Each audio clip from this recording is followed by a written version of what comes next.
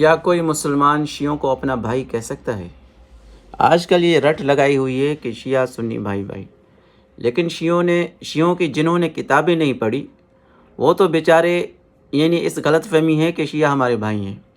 ان کی کتابوں میں ایسا کچھ لکھا ہوا ہے کہ جو ہمارے عشرہ مبشرہ کے صحابی رسول ہیں، جن کے لیے نبی اکرم صلی اللہ علیہ وسلم نے ایک ہی وقت میں ایک ہی جگہ جنت کی بشارت دی، عشرہ مبشرہ، ان کے لیے شیعوں نے اپنی کتاب میں لکھا ہے کہ وہ جہنم کے نچلے درجے کے جہنمی ہیں، نعوذ باللہ، استغفر اللہ۔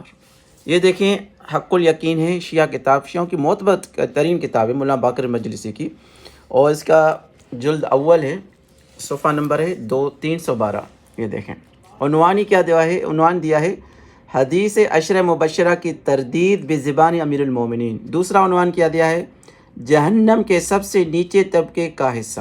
یہ عنوان ہے ان کے، یہاں سے پڑھیں، دیکھیں کیا لکھا ہوا ہے۔ زبیر نے کہا کہ کیا آپ نے سعید بن عمر بن عاص بن نفیل کی وہ حدیث نہیں سنی جو اس نے روایت کی ہے کہ قریش کے 10 افراد اہل بہشت میں سے ہیں؟ حضرت نے فرمایا کہ میں نے اس حدیث کو اس سے سنا ہے، اس نے عثمان سے ان کی خلافت کے زمانے میں نقل کیا ہے۔ زبیر نے کہا کیا آپ گمان کرتے ہیں کہ اس نے اس حدیث کو رسول خدا پر افترا کیا ہے؟ حضرت نے فرمایا میں تمہارا جواب نہ دوں گا جب تک یہ بیان نہ کرو گے وہ 10 افراد کون ہیں۔ زبیر نے کہا وہ ابو بکر، عمر، عثمان، طلحہ، زبیر، عبد الرحمن بن عوف، سعد بن ابی وقاص، ابو عبیدہ بن جراح اور سعید بن عمر بن نفیل ہیں۔ حضرت علیہ السلام نے فرمایا کہ یہ 9 ہوئے، 10واں کون ہے؟ تو زبیر نے کہا آپ ہیں۔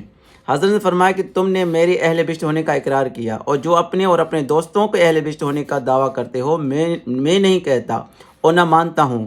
زبیر نے کہا آپ گمان کرتے ہیں کہ اس نے رسول خدا پر جھوٹ باندھا ہے؟